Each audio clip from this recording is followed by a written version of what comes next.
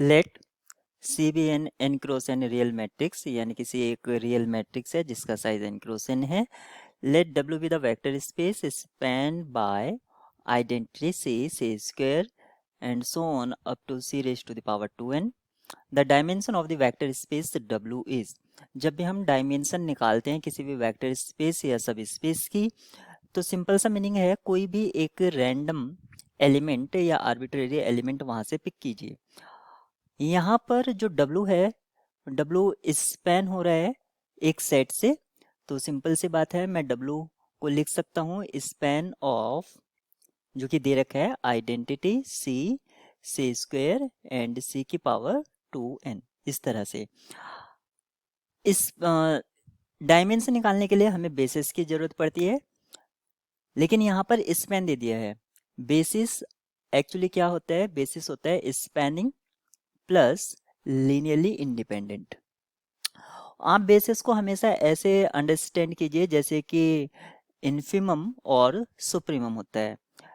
तो बेसिस जो होता है वो लीस्ट यानी कि स्मॉलेस्ट सेट होता है, स्मॉलेस्ट स्पैनिंग सेट होता है. और लार्जेस्ट जैसे इन्फिमम होता है largest upper bound, largest linearly independent. अब अगर इस सेट से हमें ये पता चल जाए कि यहाँ पर कितने एलिमेंट्स लीनियरली इंडिपेंडेंट हैं, तो हम डायमेंशन बता देंगे, क्योंकि स्पैनिंग तो ऑलरेडी हो गया है. नंबर ऑफ लीनियरली इंडिपेंडेंट हमें ये बता देगा कि इसकी डायमेंशन कितनी है, क्योंकि लीनियरली इंडिपेंडेंट इसका meaning largest linearly independent becomes basis. और इस प्रॉब्लम को और डीप से समझने के लिए आप इस एग्जांपल को भी कंसीडर कर सकते हैं. Let W equals to P B, यानी कि W क्या है? वो सभी पॉलिनोमियल जो B की हेल्प से लिखे जा सकते हैं. यहाँ पर B आपको इस तरह से दे रखा है. अब क्योंकि W का अगर कोई भी एलिमेंट हम यहाँ पर लेते हैं तो वो क्या होगा? उसका जो स्ट्रक्चर होगा, पॉलिनोमियल स्ट्रक्चर होगा इन B. एक तरह से मैं एक एलिमेंट यहाँ पर ले सकता हूँ, जैसे कि मान लीजिए मैं कोई एक Px लेता हूँ जो कि W में बिलोंग कर रहा है, तो वो Px मेरा क्या होगा? वो होगा A0 identity plus A1 B plus A2 B square and so on. इस तरह से होगा.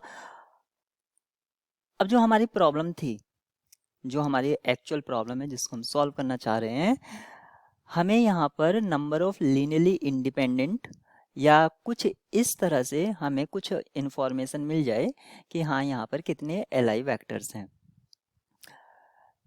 W की जो डायमेंशन होगी, डायमेंशन ऑफ W, ये किसके इक्वल होगा? Minimal polynomial, degree of minimal polynomial of C, minimal polynomial of C. और C का जो मिनिमल पॉलिनोमियल है, कभी भी डिग्री n से अबव नहीं हो सकती है, क्योंकि n क्या है? Size of the matrix C. तो हमें ये पता चल गया है कि डायमेंशन ऑफ W जो है वो एटमोस्ट होगी n, एटमोस्ट n, यानी कि ऑप्शन बी यहाँ पर ट्रू सिम्स हो रहा है, और यही इसके लिए राइट की बन जाएगी. क्योंकि डिग्री ऑफ मिनिमल पॉलिनोमियल, जैसे कि हम कोई मिनिमल पॉलिनोमियल निकालेंगे C के लिए, तो C उसको सेटिस्फाई भी करेगा, मिनिमल पॉलिनोमियल को क्या करेगा? सेटिस्फाई करेगा. और इस तरह से ये हमारा डायमेंशन ऑफ W हो जाएगा.